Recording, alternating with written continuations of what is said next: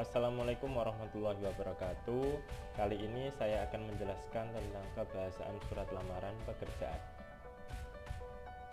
Materi tentang unsur-unsur kebahasaan surat lamaran pekerjaan itu terbagi menjadi 4 bagian. Ada ketepatan pilihan kata, kebenaran dan keefektifan struktur kalimat, kepaduan paragraf, dan ketepatan penggunaan ejaan dan tanda baca.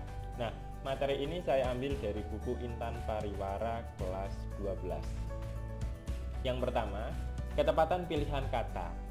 Ketepatan pilihan kata ini mirip dengan pemilihan diksi. Ya, jadi kalau diartikan kata yang digunakan dalam menulis surat lamaran pekerjaan itu harus dipilih dengan saksama atau cermat agar memiliki kebenaran bentuk dan ketepatan makna.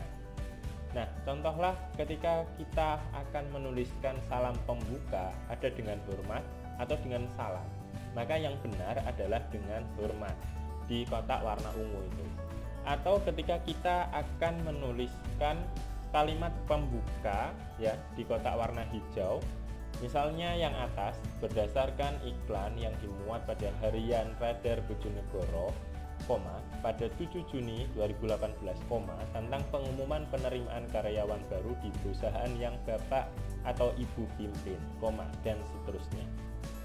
Sedangkan di kalimat yang kedua, berdasar iklan yang dimuat pada harian Radar Bojonegoro pada 7 Juni 2018 tentang pengumuman penerimaan karyawan baru di perusahaan yang kamu pimpin. Nah, maka di sini jelas. Kemudian kalimat yang kedua itu salah karena mengapa? Pertama, berdasarkan berarti menggunakan apa? Sesuatu yang menjadi titik tolak kita ketika menulis surat lamaran pekerjaan. Tapi ketika kita memilih kata berdasar, nah ini berarti kurang tepat. Begitu juga dengan pemilihan kata sapaan. Karena kita akan melamar pekerjaan ke sebuah perusahaan, maka kita sebaiknya menyapa pimpinan perusahaan itu dengan sebutan Bapak atau Ibu, bukan kamu. Kalau misalkan kamu, maka itu untuk teman sebaya. Misalnya saya dengan teman saya, maka kita bisa memanggil kamu. Kemudian di kotak warna biru, informasi itu saya terima melalui surat elektronik ya, pada pertengahan Mei 2018. Sedangkan yang bawah, informasi itu saya terima lewat surel pada pertengahan Mei 2018. Secara makna, melalui dan lewat ini sama-sama bisa diartikan apa? Jalan pengirimannya. Tetapi ketika kita berhadapan dengan situasi yang formal karena surat itu merupakan tanda bukti yang formal, surat lamaran pekerjaan, maka kita memilih kata melalui dibandingkan dengan menggunakan kata lewat. Jelas ya?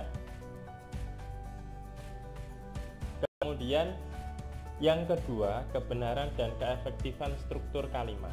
Kalau misalkan dijabarkan akan banyak, tetapi kalian bisa mengambil beberapa di antaranya agar tulisan kalian itu kemudian bisa sesuai dengan unsur kebahasaan surat. Misalnya, kesepadanan isi dan bentuk kalimat.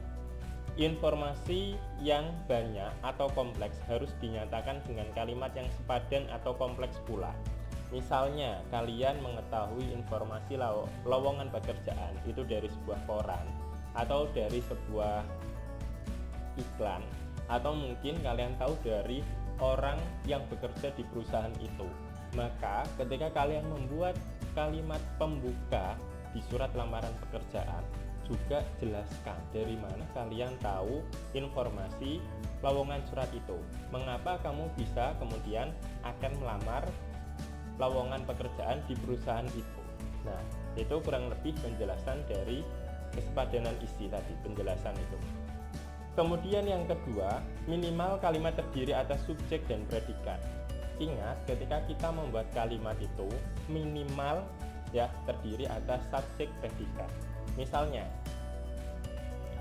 saya sedang menjelaskan, kalian sedang mendengarkan, saya menerangkan, kalian menyimak. Dari kalimat-kalimat tadi itu strukturnya adalah subjek predikat. Kalian sudah paham betul? Nah, apalagi jika kalimat tadi saya tambahkan kata di belakangnya. Misalnya, saya sedang menjelaskan materi, SPO. Kalian menyimak materi, SPO.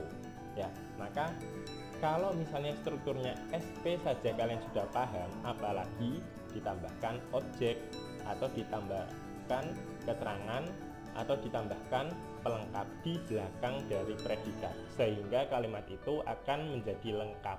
Ya. Kemudian kesejajaran bentuk atau struktur unsur-unsurnya. Kesejajaran itu ketika kita menulis rincian yang kemudian dipisahkan dengan konjungsi dan atau konjungsi penambahan, bisa serta atau dan, maka usahakan ya kata yang dirinci itu memiliki persamaan imbuhan. Contohnya, dalam pernyataan sudah ditulis, ditandatangani, dicap, dan dikirim. Nah, maka ini memiliki kesejajaran ya pada bentuk awalan ditulis, ditandatangani, dicap, dikirim. Contoh lain, kegiatan di perpustakaan meliputi pelabelan buku, koma, pengembalian buku, koma, pencatatan buku. Nah, maka ada rincian yang sama, p. Itulah yang dimaksud dari kesejajaran bentuk. Yang ketiga, penggunaan penekanan. Jadi kalau kalian menuliskan sebuah kalimat, kalian juga harus mementingkan penekanan. Nah, penekanan ini perlu dilakukan agar orang ketika membaca itu langsung tahu apa yang dimaksud dari tulisan kamu. Sebaiknya apa yang kalian tekankan itu kamu tulis di bagian awal. Kemudian yang keempat, kevariasian kalimat. Jadi ketika kalian menulis kalimat surat lamaran kerja, kalian bisa menggunakan kalimat aktif, bisa juga transitif, bisa juga kalimat pasif atau kalimat yang lain. Intinya jangan menggunakan kalimat yang berpola sama, misalnya itu ya. Kemudian hemat kata. Hemat kata di sini tentunya ketika kalian menulis jangan terlalu panjang, kali lebar, kali tinggi misalnya, atau jangan berbelit-belit, harus jelas ya. Kemudian logis. Kemudian contohnya frasa memiliki alamat. Misalnya kalian akan menulis saya memiliki alamat. Nah, maka kalian bisa langsung saja menulis saya beralamat, misalkan seperti itu. Kemudian saya akan mengajukan lamaran. Nah, maka bisa kalian singkat menjadi saya melamar ya. Kira-kira seperti itu untuk penjabaran hemat kata ini.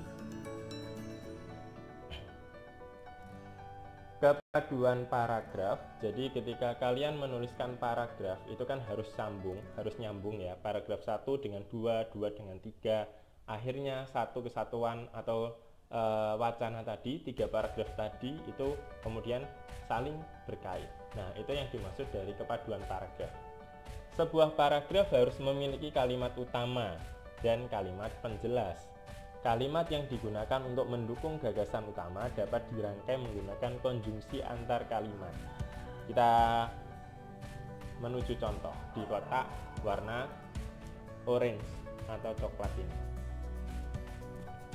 Berdasarkan informasi yang saya terima di harian Jawa Pos 3 Mei 2019 mengenai penerimaan karyawan baru di perusahaan saudara. Dengan ini, saya mengajukan permohonan untuk melamar pekerjaan sesuai kebutuhan penerimaan karyawan di perusahaan saudara. Paragraf berikutnya usahakan ya harus nyambung bersama permohonan ini. Ada kalimat yang diulang.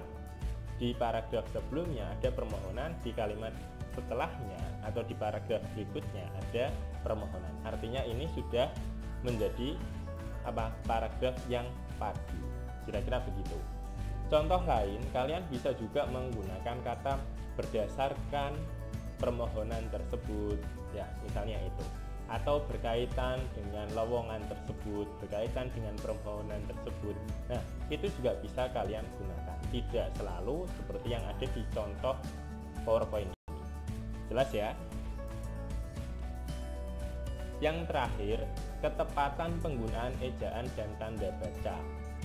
Jadi ketika kalian menulis, itu juga penting untuk menerapkan ejaan yang benar sesuai dengan PUEB, Pedoman Umum Ejaan Bahasa Indonesia, juga tanda baca.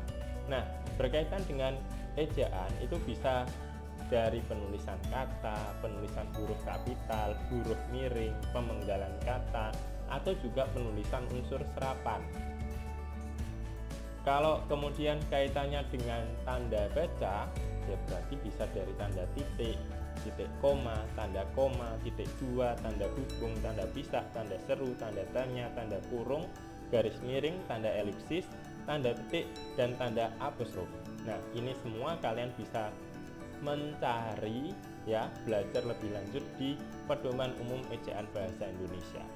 Nanti akan saya lampirkan melalui WA kalian, ya.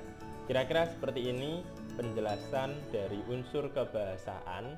Jika ada pertanyaan lebih lanjut, kalian bisa menghubungi melalui YouTube, IG, atau ponsel saya. Terima kasih. Wassalamualaikum warahmatullahi wabarakatuh.